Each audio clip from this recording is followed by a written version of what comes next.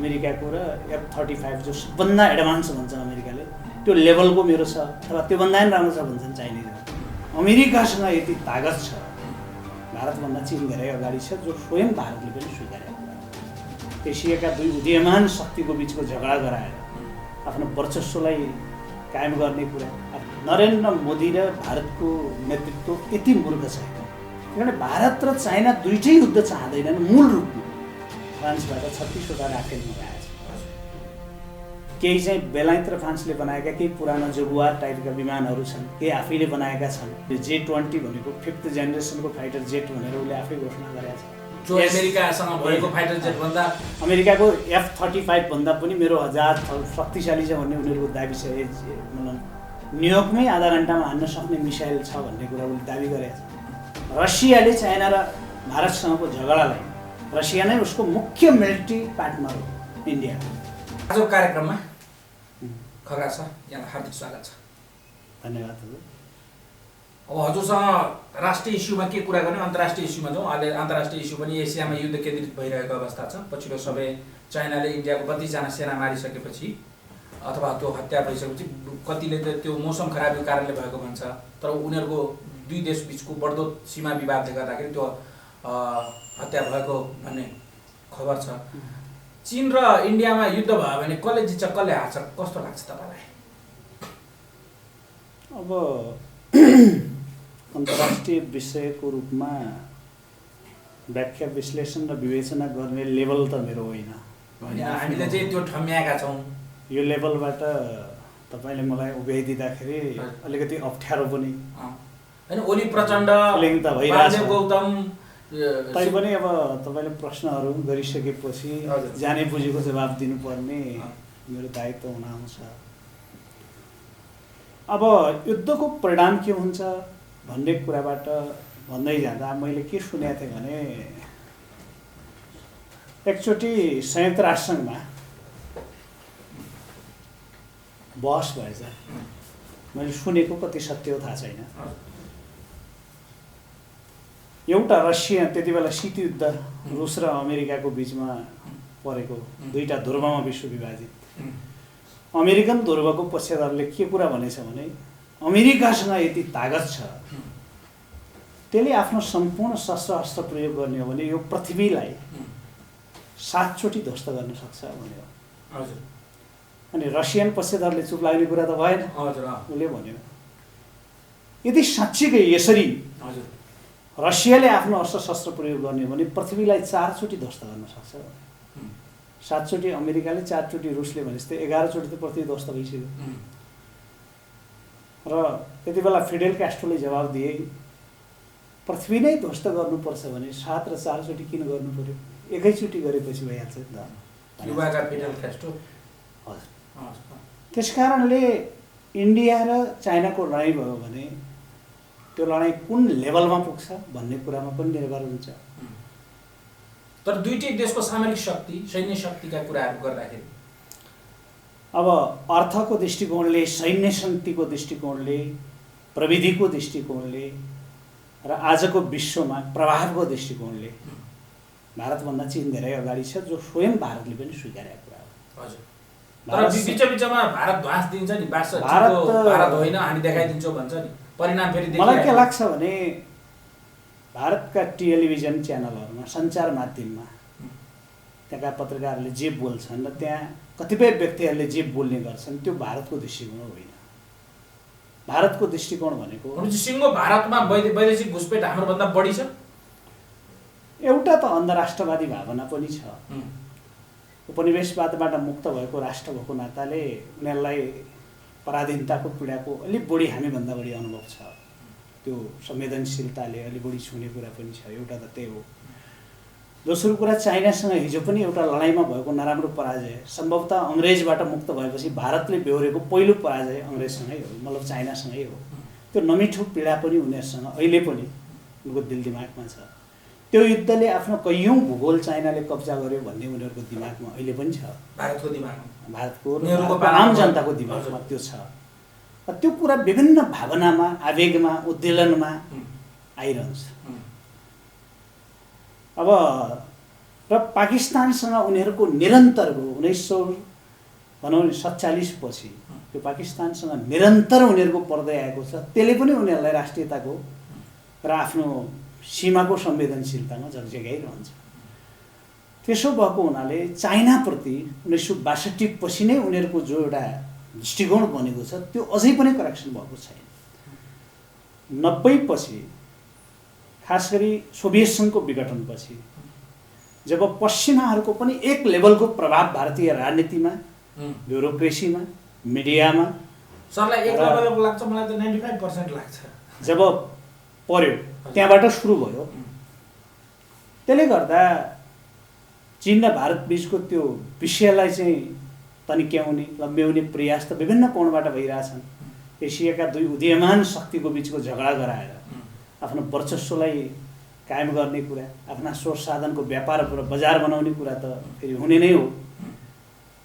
अब दुईटा शक्तिको टकराव अर्थयुद्धमा अहिले अमेरिका र चाइनाको जसरी परेको छ, 2 शताब्दी लक्ष्य अन्तर्गत चाइनाले 2049 सम्म जनवादी गणतन्त्र स्थापना भएको 100 वर्षपछि जो चाइना फर्स्ट भनेर अहिले सी जिनपिङको नेतृत्वमा त्यो मिसनमा छ।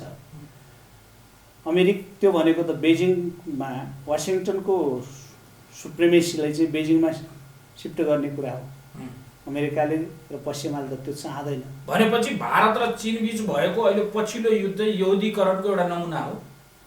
म त्यसरी मात्रै पनि बुझ्दैन। यो यहुदीको कमाल हो। पहिलो कुरा त विरासतमा उहाँले प्राप्त गरेको जो समस्या छ त्यसको समाधान हुने नहुने कुरा पनि हो। किनकि सीमा समस्या आजको होइन। सन् 62 को लडाइँ पनि त एउटा मूल कारण त सीमा नै हो नि। त्यसमा अरू धेरै कारण छन्, दलाइ लामाका कारण छन्, तिब्बतका कारण छन्, तर एउटा कारण सीमा हो। अहिले पनि अरुणाञ्चल प्रदेशमा चाइनाले दाबी गर्छ, उसले दक्षिण तिब्बत भन्छ। अहिले जुन ठाउँमा छ लद्दाख क्षेत्र त्यसमा पनि उसले दाबी गरेको छ चाइनाले। इन्डिया त्यो कुरालाई कुनै हालतमा मान्न तयार छैन। भनेपछि त यिनीहरूले सीमा समस्याको समाधान गर्ने पछिल्लो समय मोदीले जुन निर्णय गर्यो नि, पाकिस्तान अकुपाइड कश्मीर पनि हाम्रो र लद्दाखलाई प्रान्तको रूपमा जुन मान्यता दियो नि, त्यो सिङ्गो बिजेपीको स्वविवेकको निर्णय हो कि त्यसमा पछिमा रस मिसिएर त्यो निर्णय भएको थियो, ताकि त्यो निर्णयले पाकिस्तानमा पनि कन्फ्लिक्सन ल्याओस् र चाइनामा पनि कन्फ्लिक्सन ल्याओस्? अहिले आएर बुझ्दाखेरि त त्यस्तो पनि देखियो त सतहमा कुरा। अब नरेन्द्र मोदीले अथवा भारतीय जनता पार्टी जुन रूपमा भारतमा उदय भयो, एउटा हिन्दू राष्ट्रवादी शक्तिको रूपमा उसले आफूलाई उभ्याउने प्रयास गर्यो। बाहिरबाट हिन्दुत्वको नारामा त उसले धेरै लामो पहिलेदेखि प्रयास गरेको थियो। बाबरी मस्जिद भत्काउने कुरादेखि लिएर धेरै पहिलेदेखि नै हिन्दुत्वको नारा आइरहेको थियो। यो अडवाणीको नेतृत्वमा पनि नगरिसकेपछि यो मोदी नामको, तर पछिल्लो चरणमा उनले एउटा हिन्दुत्व, एउटा राष्ट्रवाद र एउटा विकास, यो तीनटा आर्थिक समृद्धि, हिन्दुत्व र हिन्दुत्वको मूल पक्ष भनेको राम मन्दिर र त्यसपछि आएर अहिले राष्ट्रवाद त्यसरी आएको छ। किनकि त्यो नगरिकन हिन्दुत्वको मात्रै नाराले चाहिँ कङ्ग्रेस आई क्रस हुने थिएन। एउटा त कङ्ग्रेस आईसँग त्यो लेभलको नेतृत्व पनि थिएन। दोस्रो, उसको लोकप्रियतामा ठुलो स्खलन आइसकेका थिए। क्षेत्रीय पार्टीहरू शक्तिशाली रूपमा उदाउँदै गइरहेका थिए। भारतको जो विषमता छ त्यो विषमताले भारतको आर्थिक जीवन र त्यहाँको सामाजिक जीवनका विषमताहरू जो थिए त्यसले कुनै न कुनै परिवर्तन त गर्नै पर्थ्यो। त्यसलाई काहीँ न काहीँ एउटा ड्रास्टिकल चेन्जको दिशामा लैजाने कुरा त गर्नै पर्थ्यो। त्यसका लागि भने नरेन्द्र मोदीको रूपमा एउटा नेता, बिजेपीमा पनि, कङ्ग्रेसमा त त्यो नेता कसैले देखेन। किनकि कङ्ग्रेस आइमा नेहरू गान्धी परिवारभन्दा बाहिरबाट कसैले नेता हुन नसक्ने। नेहरू गान्धी परिवारभित्र त्यो लेभलको नेतृत्व भारतीय जनतालाई कन्भेन्स गर्न सकेन। त्यहाँ इन्दिरा गान्धी या जवाहरलाल नेहरू, एक हदसम्म राजीव गान्धीसम्मको पनि जो व्यक्तित्व उनीहरूको थियो त्यो निर्माण त नयाँ पुस्तामा त आउन सकेन। सोनिया गान्धीलाई बिएचएसीको ट्याग लागेकै थियो। अब तपाईँको के हुन्छ भने राजनीतिमा तपाईँले डिजुरे र डिफ्याक्टो भन्ने हुन्छ लिडरसिपमा। एउटा कानुनी नेता र एउटा चाहिँ वास्तविक नेता। तपाईँ वास्तविक नेताको ठाउँमा कानुनी रूपमा कुनै व्यक्तिलाई वास्तविक नेता बनाउनु पर्नुहुन्छ भने त्योभित्र क्वालिटी भयो भने त ठिकै हुन्छ। राजाको छोरो राजा हुने परम्परा हामीले कायम गरेको देशका नागरिक हुन् त हामी। पृथ्वीनारायण शाहको विश्लेषण त एक ढङ्गले नेपाली जनताले गर्ला, तर पृथ्वीनारायण शाहको सन्तति भएको कारणले रणबहादुरलाई पनि त्यही रूपमा माना भन्ने कुरा त सकिँदैन नि त, हुन्छ? जुन कुरा अस्वीकार्य छ पनि हाम्रो देशमा अहिले। अब कङ्ग्रेस आएको लोकप्रियता, कङ्ग्रेस भारतका अगाडि जुन असाधारण चुनौती थिए त्यो भयो। बिजेपीसँग एउटा कालखण्डमा अटल बिहारी वाजपेयीको रूपमा एउटा नेता थिए, तिनले एक कालखण्डसम्म सके। पछि अडवाणीसँग सङ्गठनको अनुभव थियो, पार्टी निर्माणको अनुभव थियो, तर जनतासँग पार्टीलाई जोड्ने त्यो कला त्यो प्रकारको त देखिएन। त्यसको परिणाम बिजेपीमा पनि लिडरसिप क्राइसिस थियो। त्यही क्राइसिसको बिचबाट थुप्रै वरिष्ठहरूलाई क्रस गरेर नरेन्द्र मोदीलाई ल्याइयो। मुख्यतया आरएसएसदेखि लिएर त्यहाँ त अब निर्णायक हैसियतमा त आरएसएस हुन्छ पछाडि, बिजेपी त एउटा पार्ट मात्रै हो भन्ने पनि कतिलाई थाहा छ होइन। त्यसो हुँदा नरेन्द्र मोदीको वाक्पटुता, उनले बनाएको गुजरात मोडेलदेखि लिएर राष्ट्रवाद, हिन्दुत्व र आर्थिक समृद्धिको नारामा नरेन्द्र मोदीले के भने, आज तक आप मालिकको भोट दिए, अब आप सेवक को दीजिए। उसले कुन नाराबाट सुरु गर्यो भन्दाखेरि त चाय धोनेवालाबाट सुरु गर्यो नि त, कहीँ पनि उसले देखिने गरी त्यो गरेन। त्यसो हुँदा नरेन्द्र मोदी जसरी उदाएर आए त्यसले त तपाईँको भारतीय जनताको मनोविज्ञानलाई, साइकोलोजीलाई आफूसँग जोड्न मुख्यतया नरेन्द्र मोदी सफल भए। बिजेपीको विजय हो या नरेन्द्र मोदीको विजय हो भन्ने बहस त अहिले पनि भारतमा छ। त्यसो हुँदा नरेन्द्र मोदीले केही न केही नयाँ त गर्नै पर्थ्यो। हिन्दुत्वको कुरा सकियो, किनभने राम मन्दिर सर्वोच्च मार्फत बन्ने दिशामा गइसक्यो। 90 को दशकदेखिको झगडा एक ढङ्गले सर्वोच्चको फैसलापछि त्यो एक ढङ्गले हल भयो। नागरिकता संशोधन लगायतका विषयहरू पनि बहसमा छन्, आन्दोलनको रूपमा एउटा शक्ति सडकमा छ र पनि संवैधानिक रूपमा त्यो पनि सम्बोधन भइसक्यो। अब रह्यो दुईटा कुरा, एउटा राष्ट्रवादको कुरा, एउटा चाहिँ तपाईँको आर्थिक समृद्धिको कुरा। राष्ट्रवादको कुरा त के आयो भने त्यसपछि त तपाईँको पाकिस्तानलाई अहिले कसरी जाने, चुनावको मुखमा नरेन्द्र मोदीको लोकप्रियतामा केही समस्या आइरहेको थियो। ठ्याक्कै सर्जिकल स्ट्राइकको नाउँमा जबरजस्त रूपमा एउटा ढङ्गले आयो नि त पाकिस्तानमा एट्याक गरेपछि। त्यही भएर मैले के देख्छु भने चाइना पनि एउटा उदयमान शक्तिको रूपमा आयो। अहिले सी जिनपिङको नारा नै छ, चीनको सपना, चीनको पुनरोदयको नारामा उनी आए भनेको चीनलाई त अब अर्कै ठाउँमा पुर्याउने भने 2 शताब्दी लक्ष्य मैले अघि भन्छु। यो एसियाभित्र केन्द्रित रहिरहँदा मुशरफको उदय र मोदीको उदय उस्तै उस्तै लाग्छ मलाई। किनभने मुशरफले के गरे भने जुन बेला छुट्टीमा जान्छ नि आर्मी, त्यो बेला म यहाँ गरेँ कारगिलको र युद्ध छेडिदिए। मोदीले पनि काम चाहिँ त्यस्तै टास्क अनुसारको काम पो गरेछन् के अहिले आएर बुझ्दा। फरक यति मात्रै हो कि नरेन्द्र मोदीले राष्ट्रलाई आफूसँग जुनसुकै तरिकाबाट भए पनि जोडेका छन्। अहिले पनि भारतको सर्वाधिक लोकप्रिय नेता नरेन्द्र मोदी नै हो, तर मुशरफसँग त्यो लोकप्रियता थिएन।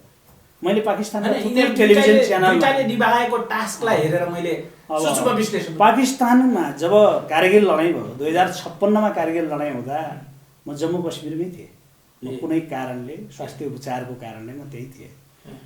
पाकिस्तानका 3-4 जना सैनिक जर्नल बाहेक अरू कसैलाई त्यो सम्पूर्ण तयारीको बारेमा थाहा थिएन भन्ने कुरा तपाईँको प्रष्टसँग चाहिँ त्यहाँका एकजना मुख्यमन्त्रीले नै, त्यहाँका राम्रा चर्चित पत्रकारले, तपाईँको एकजना पन्जाबका मुख्यमन्त्री पनि भए, तिनी क्रिकेट बोर्डको पनि त्यहाँको प्रमुख पनि भए, नाजिम सेठी भन्ने सुन्नुभयो होला तपाईँले। उनको इन्टरभ्यू तपाईँले काहीँ अनलाइनमा हेर्नुहुन्छ भने त्यति बेला परवेज मुशरफले पाकिस्तानी सेनालाई पनि छलेर मुजाहिद्दिन, कश्मीरका मुजाहिद्दिनहरूले क्याप्चर गर्यो भनेर भन्ने, तर भूमिगत रूपमा पाकिस्तानी सेना पठाउने तरिका गर्यो। तर भारतले त्यो गरे होइन। नरेन्द्र मोदीले त इन्डियन आर्मी मार्फतै पठायो।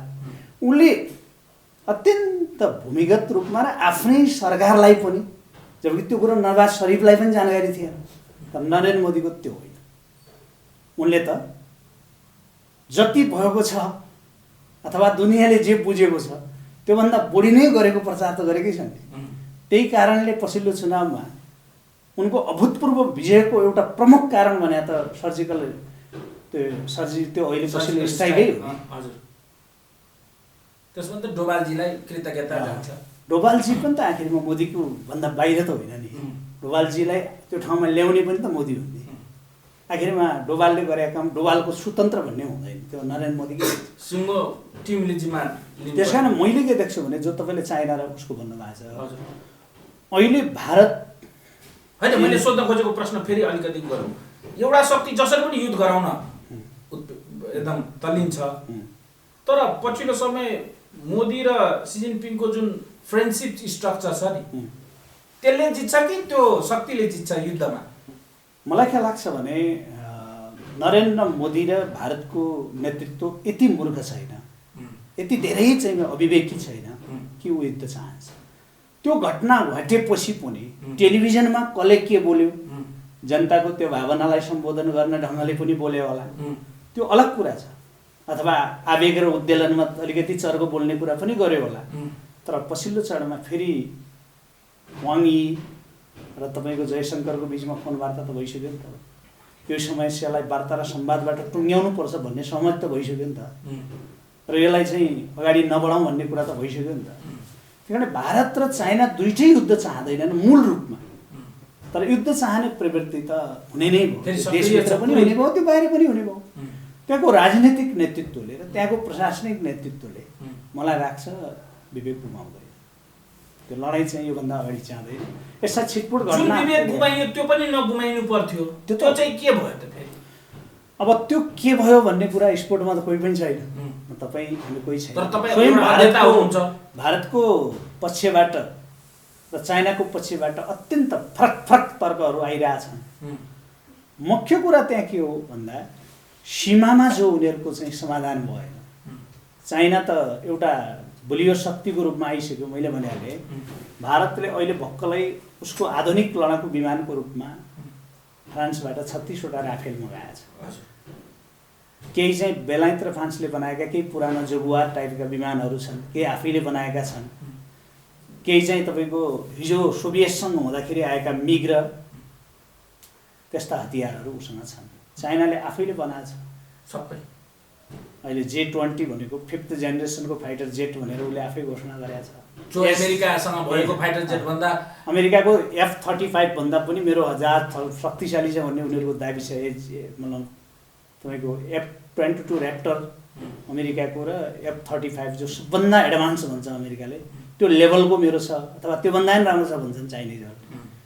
डोङफेन भन्ने उसका चाहिँ न्युयोर्कमै आधा घन्टामा हान्न सक्ने मिसाइल छ भन्ने कुरा उसले दाबी गरेको छ होइन।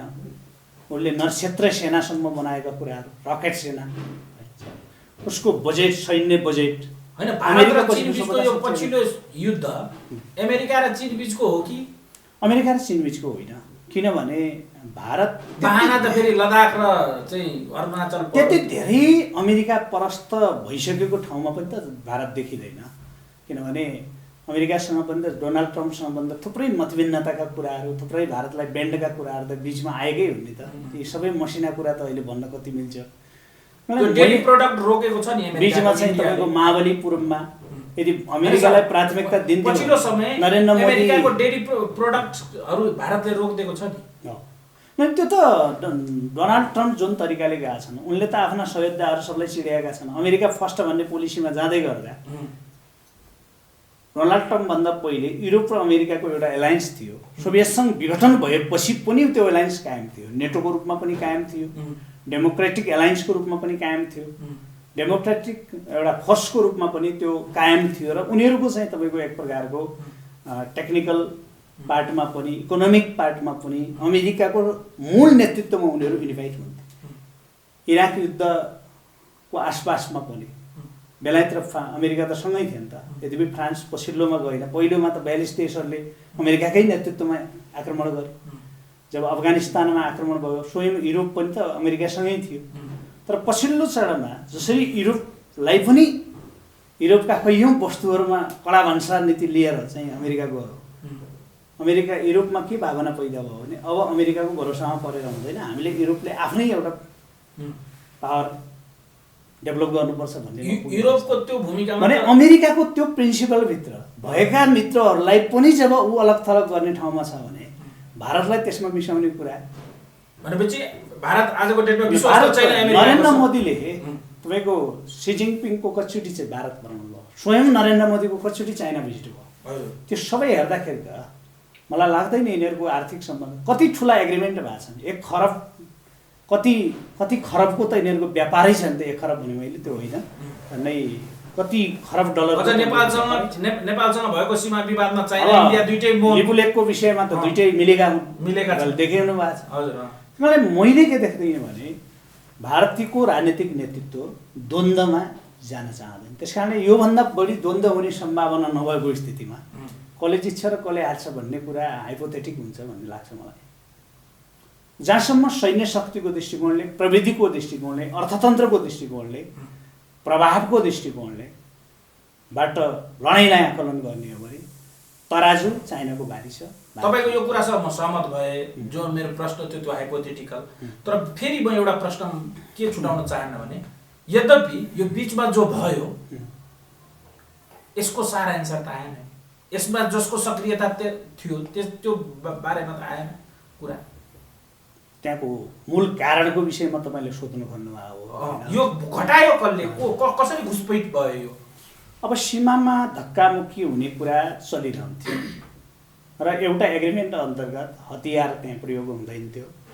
यहाँ कि हात हालहाल पनि नहुने र खास गरी छातीले लड्ने त्यस्तो खालको उनीहरूको सीमामा केही विवाद भयो भने जसको तपाईँले भन्दै गरेका कुरा डोक्लाममा हामीले देख्यौँ त्यो भिडियो फुटेजमा। त्यस्तो त भइरहन्थ्यो, उनीहरूको एग्रिमेन्टै त्यो। तर पछिल्लोमा आएर अब चाइनिजहरू हामीले अझै आधिकारिक तथ्य मसँग पनि छैन यो विषयमा, किनकि हामी बुझ्ने क्रममै छौँ। किनकि कि त चाइनाले स्वीकार गर्नु पर्यो कि त भारतले स्वीकार गर्नु पर्यो आफ्नो गल्ती या कसैको गल्ती भन्ने, कि त उनीहरूले आफ्ना सबुत प्रमाणहरू एकअर्काको विरुद्धमा दुनियाँलाई देखाउनु पर्यो, कि त कुनै स्वतन्त्र विश्लेषकले चाहिँ पाकिस्तानमा चाहिँ जसरी विवाद भयो नि त, भारतले भन्यो आतंकवादीहरूका क्याम्पको ध्वस्त गरेर यति मारे भन्यो, पाकिस्तानले BBC लगायतका पत्रकार लगेर काग मार्यो के सल्लाह रुखमा हान्यो भनेर उसले देखायो। त्यसो हुँदाखेरि त्यति पनि त आएन नि त बाहिर त। त्यसो हुँदा यस्तो ठाउँ छ जहाँ मानव बस्ती छैन, एकदम रिमोट ठाउँ हो त्यो त, एकदम हिमालको चाहिँ अनकटा ठाउँ। हाम्रै नेपालमा पनि जति बेला हामी लडाइँमा हुन्थ्यो त्यहाँको वास्तविकता नेपाली स्वयं तपाईँ पत्रकारहरूले कति थाहा पाउनुहुन्थ्यो?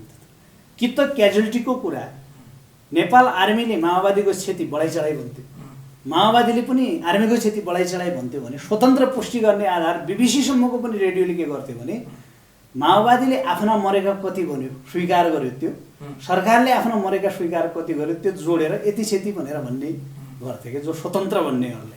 किनकि तपाईँको खोजी अनुसन्धानको तथ्य त बिस्तारै आउला। तर जे भए पनि त्यो दुःखद भएको छ। त्यो दक्षिण एसियाका लागि उदयमान दुई राष्ट्र भारत र चीनका लागि र त्यसको बिचमा रहेको हामी दुई लडे भने चाहिँ अमेरिकाको सुप्रिमेसी हाई पावर कायमै रहने भयो। तर त्यसकारणले त्यो तोडिनको लागि यहाँ यिनीहरू जुझ्न आवश्यक भयो हैन। भनेपछि तल्लो स्तरमा पनि नेतृत्व मिले तापनि तल्लो स्तरमा चाहिँ पश्चिमा शक्तिहरू भारतमा र चीनमा सक्रिय भएको पुष्टि हुँदैन यो घटनाले।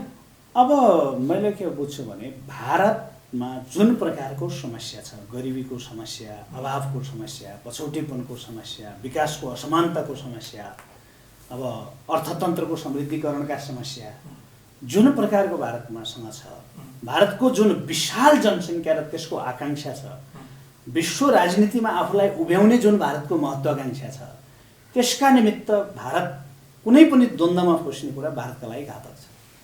स्वयं चाइनाले जो अमेरिकालाई परास्त गर्ने शताब्दी लक्ष्य सहित चाहिँ अगाडि गइरहेछ, त्यसका निमित्त भारतसँगको युद्धमा फस्ने कुरा चाइनाका लागि पनि त उपयुक्त छैन। त्यसो हुँदा तपाईँले भनेको कुरामा मेरो के सहमत हुन्छ भने उहाँहरू दुईटै कन्ट्रीहरू त्यहाँ जाँदैन र कुनै न कुनै फेरि तेस्रो कुरा आज आइसक्यो, रसियाले चाइना र भारतसँगको झगडालाई अगाडि बढ्न नदिनलाई विशेष भूमिका खेल्ने भन्ने कुरा पनि आज आइसकेको छ। किनभने सोभियत सङ्घ रहँदासम्म भारत त सोभियत सङ्घसँग विशेष सम्बन्ध भएको राष्ट्र हो। पछिल्लो चरणमा पनि भारतकी सेनाका अहिले मात्रै केही अपाचेहरू, केही तपाईँका रडारहरू, केही चाहिँ तपाईँका त्यस्तै यो राफेल लगायतका हतियारहरू बाहिरबाट भारतले किने पनि, केही ब्राजिल छिटपुट किने पनि अहिले पनि उसको 2/3 हतियारहरू छ सबै रुसबाटै आउने हो। रसिया नै उसको मुख्य मिलिट्री पार्टनर हो इन्डियाको। चाइना र रसियाको दोस्ती त रणनीतिक दोस्ती नै हो। पश्चिमाहरूलाई काउन्टर गर्ने एउटा ध्रुवको रूपमा चाइना र रसियाको एउटा मोर्चा त बन्यो। मोदीको उदयले पनि त्यो कायमै छ, अहिले पनि कायम छ। एक रूपमा त तपाईँले ब्रिक्स भनेकै हो त। भारतलाई रसिया, चाइना, ब्राजिल, दक्षिण अमेरिका, दक्षिण अफ्रिकाको एउटा एलायन्सको रूपमा त अहिले पनि उनीहरू कायम छन् नि। त्यस कारणले मैले कुनै कुरा जसो तपाईँको सङ्घाई ग्रुपको रूपमा त उनीहरू कुनै कुरोमा जोडिएकै छन् अहिले पनि। कारणले एकाध घटनाको कारणले आफ्नो राष्ट्रको दीर्घकालीन हितमा प्रभाव पार्ने कुरामा आवेग र उत्तेजनामा त्यति दूरदर्शी नेतृत्वले निर्णय गर्दैन। किनभने उनीहरूलाई थाहा छ अमेरिकाले युगोस्लाभियामा रहेको चाइनाको राजदूतावासलाई बम हानेर उडाइदियो। जति बेला त्यहाँ सर्ब र क्रोटहरूको बिचमा, सर्ब र बोस्नियालीहरूको बिचमा ठुलो लडाइँ चलेको थियो, जातीय नरसंहार चलिरहेको थियो, अमेरिकाले सर्बियामाथि आक्रमण गर्यो, चाइनिज दूतावासमाथि आक्रमण गर्यो। चाइनामा भयङ्कर आक्रोश थियो, तर चाइनाले प्रतिक्रिया व्यक्त गरेन। हो, उसले क्षतिपूर्ति दियो अमेरिकाले, त्यहाँ उनीहरूको धेरै चिजहरू भित्र वार्ता संवाद भयो र त्यो मार्फत हल भयो। तर फाइटतिर त चाइना गएन नि त। किनभने चाइनालाई यो कुरा थाहा थियो कि यति बेलाको अमेरिकासँग मैले सैन्य दृष्टिकोणबाट मेरो कुनै हैसियत छैन। त्यसकारणले आफ्नो राजदूतावासमा बम हानेर उगार्दाखेरि पनि चाइनाले त त्यो कुरालाई त एक ढङ्गले हल गर्यो नि त। त्यही कारण भारत र चाइना यस्ता एक्सिडेन्टका घटनाहरू भइरहन्छन्। योभन्दा पहिले पनि सङ्ख्याका दृष्टिकोणले त ठुलो सङ्ख्या, तपाईँले 32 भन्नुभयो, मैले 32 भन्ने कुरा बाहिर आएको हुनाले मैले त्यो प्रश्न गरेँ तपाईँलाई। 20 जना भन्ने नै छ बढी जसो चर्चामा। नरेन्द्र मोदीले इन्डियन च्यानलहरूले पनि 20 भनेका छन्। 32 त मलाई थाहा भएन। तर जेसुकै भए पनि सिङ्गो भारत र चाइनाको रणनीतिक लक्ष्यका अगाडि यो 20 जनाको बलिदानबाट लिने आवेगपूर्ण निर्णय चाहिँ त्यसको लागि घातक हुन्छ, विश्वकै लागि घातक हुन्छ। एकातिर कोरोनाले आजित भएको विश्व अर्थतन्त्र, स्वयं भारत कति ग्रस्त छ। चाइना त अब एउटा त कोरोनाबाटै आजित छ, दोस्रो कोरोनाको उत्पत्तिको पश्चिमा आरोपबाट उ छ। तर केही समय अहिले मैले हिजो हेर्दै थिएँ, डोनाल्ड ट्रम्पले कति प्रयास गरे, तर अमेरिकाका थुप्रै प्राध्यापक र थिङ्क ट्याङ्कहरूले के निष्कर्ष निकाले, लामो अनुसन्धानपछि पनि अमेरिका र चाइनाको अर्थतन्त्रलाई अलग अलग गर्नै सकिँदैन। यसरी जोइन्ट भएको छ यो अर्थतन्त्र, यसलाई चाहिँ क्लस गर्न सकिँदैन। त्यसै गरी भारत र चाइनाको अर्थतन्त्र अहिले पनि भारतका 90% चाहिँ औषधि फ्याक्ट्रीहरूको र मटेरियल चाइनाबाट आउँछ। चाइनिज माल बन्द गर्ने भनेर इन्डियाले नारा दिने भित्र त भोलि चाइनाले इन्डियामा आउने आफ्नो र मटेरियल बन्द गर्यो भने 90% त्यो चिजहरू के हुन्छ त औषधि कारखाना। त्यसपछि के हुन्छ? इन्डियाका 90% औषधि कारखानाहरू बन्द भयो भने बिचमा मलेसियाबाट चाइनाले पाम आयल बन्द गर्न खोज्यो, तपाईँले सुन्नुभएको छ। त्यसमा धेरै विश्व विवेचना भयो, तर के निष्कर्ष निकाल्यो भने पाम ओइल मलेसिया, इन्डोनेसियाभन्दा बाहिरबाट आउने सम्भावना पनि छैन। पाम ओइलको जो बहुआयामिक विविधता छ, विशेषता छ, त्यसको तत्काल अर्को कुनै विकल्प पनि छैन भने जस्तो महाथिर मोहम्मदले जतिसुकै कडा कुरा गरेर भारतलाई चिड्याए पनि अन्ततगत त पाम ओइलको विकल्प त भारतले खोज्ने ठाउँमा त तत्काल केही हुन्छ, त्यसले केही फरक पर्दैन। भनेपछि एक अर्कासँग अन्तर्सम्बन्धी यो समयमा, यो वर्ल्डको टाइममा युद्धको सम्भावना छैन, युद्ध हुँदैन।